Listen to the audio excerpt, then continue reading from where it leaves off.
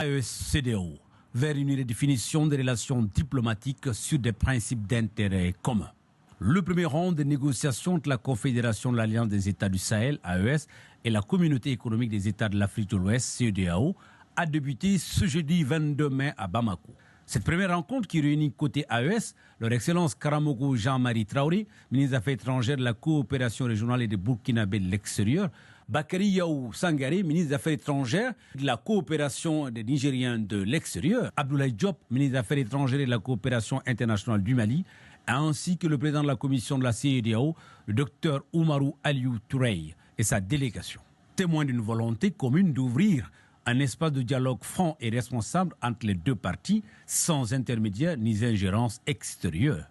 La présente réunion de Bamako reposera sur deux piliers essentiels. Finaliser toutes les modalités de retrait des trois pays de la CEDEAO et envisager ensemble un avenir commun dans le même espace. Les États membres de la Confédération des États du Sahel, le Burkina, le Mali et le Niger, dans cet ordre-là, ont certes quitté la CEDEAO en tant qu'organisation, mais ces pays restent profondément ancrés dans l'espace de l'Afrique de l'Ouest et ces pays restent attachés à la stabilité de notre espace, à sa prospérité, mais aussi au renforcement des liens d'intégration qui ont toujours existé entre nos pays et nos peuples. La Confédération des États du Sahel, à travers le Burkina, le Mali et le Niger, reste également animée de l'esprit constructif et panafricain qui a été à l'origine de sa création et en amont de sa création, de la création de l'Alliance des États du Sahel. Cette conviction est que cet esprit, qui est empreint de respect mutuel, d'écoute, de compréhension, qui non seulement, nous l'espérons, prévaudront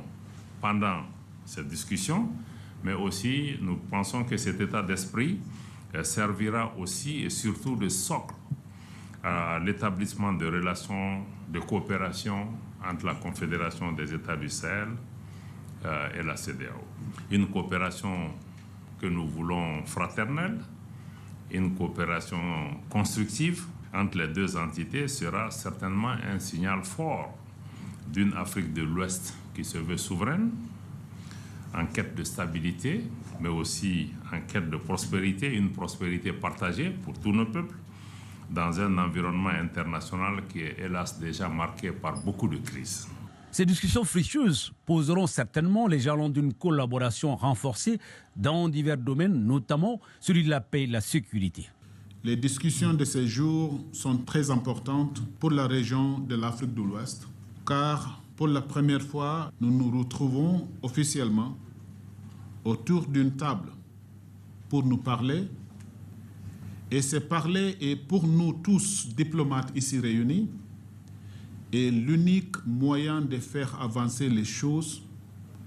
et de trouver des exquises, des solutions à tout ce qui nous sépare. C'est ainsi la traduction concrète de la volonté de nos leaders, nos chefs d'État surtout, de trouver des solutions africaines aux problèmes africains. Le fait que nous nous réunissons aujourd'hui ici à Bamako démontre bien que nous sommes capables, par nous-mêmes, de trouver des solutions à nos problèmes. Nous abordons en tant que la CEDEAO ces discussions en nous laissant dicter notre conduite par ce qui est la réalité de cette région. Une région où les États sont géographiquement très proches. Une région caractérisée par l'étroitesse des liens socio-économiques et culturels séculaires entre les populations. Nous abordons également ces discussions investies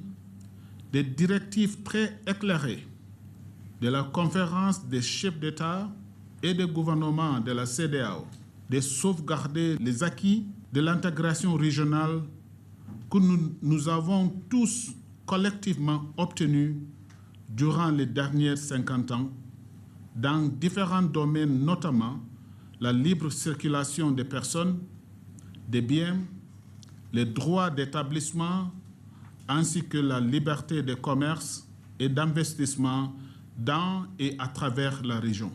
Cette coopération entre l'AES et la CEDEAO répondrait également à l'aspiration légitime des populations de l'Afrique de l'Ouest en général. À l'issue de ces premiers échanges, la CEDEAO et la Confédération AES comptent parvenir à la mise en place d'éléments permettant d'aller vers un cadre de négociation sur des modalités pratiques de ce retrait dans un climat apaisé. Et aussi pouvoir ensemble dégager des perspectives pour des relations futures CEDEAO-AES-CEDEAO vers une redéfinition